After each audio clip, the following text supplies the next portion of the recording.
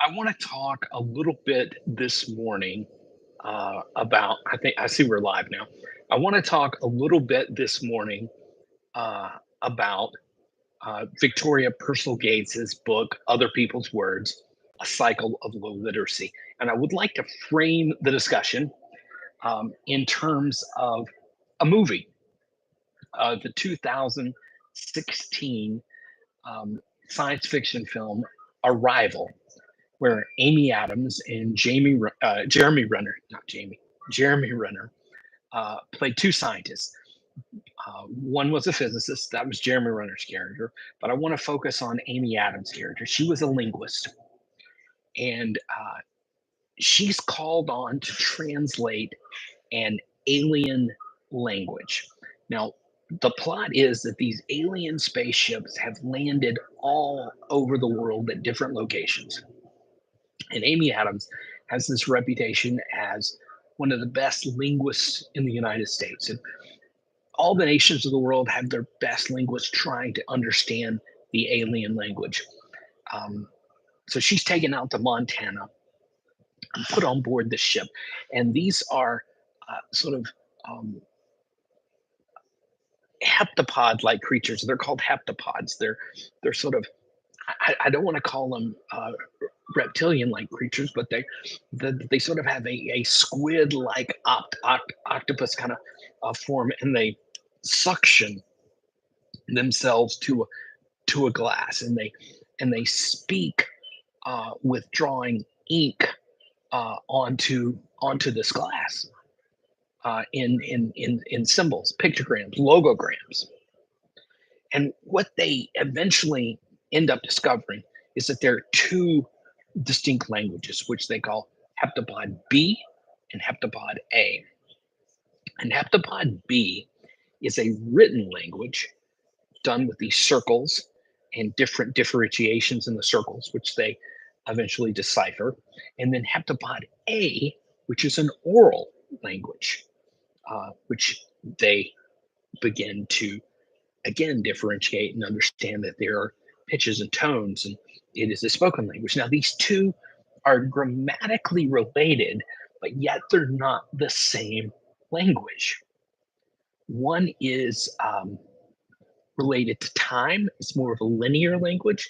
The other is more of a what we would call a chironic. I call it a kairos language. It's more circular, from the Greek concept of kairos and chronos. Chronos being a straight linear concept of time, beginning and end, and the Greek concept of kairos, where time is a circle, where time is sort of an infinite uh, creation. You can't pin things down because time is eternal, time is infinite, and it's much harder to understand. It's much harder to work with. So they have to pin these things down and realize that one is not related to the other, but yet they're grammatically connected. And you're sort of starting from square one, yet these two languages are interrelated with each other, yet they're not. And how do they talk to these alien creatures, these beings from another world? How do they make themselves understand, and how do the aliens help understand them?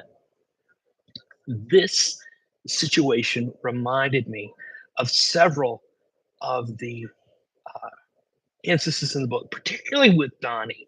Particularly with Donnie, um, he um, he was his situation just sort of jumped off the page at me. I just didn't know quite how to characterize it, other than the movie just so resonated with me. Um, he didn't. Um, he had never seen print for anything, right? He'd never seen words in print, just as the scientist, Amy Adams' character, Louise, had never seen this heptapod B script in print. And um, he didn't realize that, um, anybody would ever need to read anything. And The scientists didn't realize that they needed to know how to read this script until they got there, and what was the importance of being able to read this script because it would ultimately save the world. And when asked to do these things, when asked to sort of demonstrate the kite flying, it was easier to show. It was easier for him just to demonstrate these things rather than put words on a page. And there's where these pictograms and logograms and showing these symbols in Arrival, I think, sort of connected with the text. It was easier just to show these images um, rather than put words on a page because that was their culture, that was their language, where the aliens came from. Secondly, it was easier then for heptapod A to come in, I think, and then to tell these things because they reached sort of a finite ability in order to decipher the logograms. There was only so much they could get and only so far they could come down the line and sort of understanding the signs and the symbols and where the lines stopped and what the differentiations were. So that's where heptapod A came in. And so these sounds had to sort of provide a complement to the symbols. And so again, it's like talking did better and provided more information than the symbols did. And here's a section that sort of jumped out at me that sort of again rang true with the sort of comparison to the movie. Given that this is page 46, given that written language is not simply oral language in print, again with the with the movie, written language was not oral language in print because those two alien languages were grammatically related but not connected. Learning to read and write is not simply a process of learning a written code for speech. Again, connects directly with the movie. Learning to write the alien language was not exactly just a written code for speech. She found that here. Rather, it involves learning to use a different, in many ways, new language. Again, again, jumped off the page at me. This is what was in this movie. With all of its complexities of language acquisition, this implies acquiring a new language, and children do not wait to learn about this language until they begin formal instruction. So this was sort of so the the premise of the movie and sort of this underlying idea of her book. And she talked about sort of later on the the ability to read and write as the one of the fundamental backgrounds of economic and social success. If these elements are not there, people are not going to succeed. Um, I think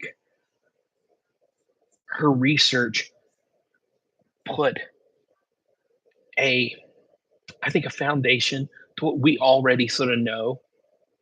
Um, but I also believe um, we know these things sort of innately, but it's another thing to see the data. It's another thing to see the data. It's another thing to see it up front and in person. We sort of realize these things from a distance, but when we come up close, um, it's another thing altogether. And we know um, people um, are not unintelligent. We know people who may have literacy issues are not dealing with intelligence issues or productivity issues that that they can do so many things that they're no different than anybody else. It's just this social stigma and the sort of the differences that and so the limitations that society places on them. It says you're never going to succeed unless you have this certain level of literacy, regardless of what their abilities are and their skills are and their intelligence is.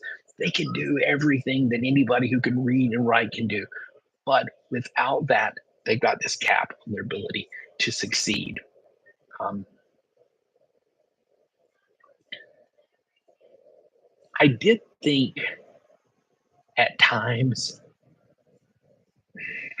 I did think at times she had this white savior complex a little bit, a little bit. She, yeah, she did embed herself in this rural Appalachian culture.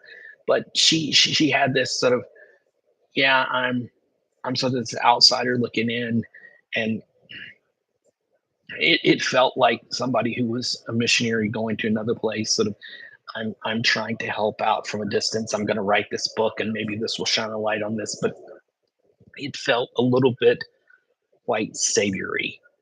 I don't know how to put it other than that. Um, she's got that anthropological feel that many missionary narratives have. And she, I mean, she's teaching. It does feel very 19th century missionary to me. Um, Reading and writing are sort of this thing that exists in the distance, but I think it's the movie showed. And again, to make that comparison again, reading and writing have to come to the forefront. Not only if you're going to be an economic success, if you're going to be a social success, if you're going to sort of have a place in society and sort of move forward, um, but it shows that um, literacy sort of roots us in a cultural time and place. And we need to be able to appreciate each other's culture. Literacy gives us a sense of cultural identity and tells us who we are. So that with aliens, we learn to appreciate their culture in the movie, and they sort of have a way to appreciate Earth's culture because language, as we see in the movie, is going to help each culture save each other on down the road. But language gives you a cultural identity and helps you pass on your culture. So I did pick that up as well. So now this may be a little rambly, but again, I saw those parallels with the movie. Two languages, one oral, one written, both inform each other, grammatically connected, but still fundamentally different. But you need both in order to communicate with the world. Culture, defining oneself so you can pass that culture along. Literacy being important for economic and social survival. But it doesn't mean that people are any less intelligent than anybody else. But yet, literacy is the thing that sort of, uh, again, drives those things forward. But it's sad that we've set this sort of cap up as saying if you don't have these skills, we're going to judge you. But yet, we need to be able to give people the ability in order to read and write and to teach people well and realize when people start learning these skills and how they learn these skills. So that's my brief summary. That's sort of how it made me feel. Again, I did sort of come away with the white savior missionary account of going um, uh, into the mission field and sort of analyzing these things from a distance and just sort of saying, here, I'm presenting my research to the world.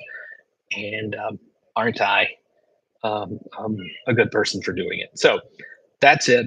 I'll leave it at that. I hope you find this interesting.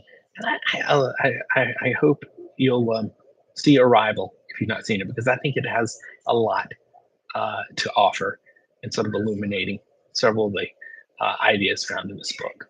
So thanks and have a great day. I'm not in my usual studio today. I'm up in a waiting room at the at the at the hospital, waiting on my dad to finish some treatment. So I hope this recording works, and we'll see you soon. Take care. Bye bye.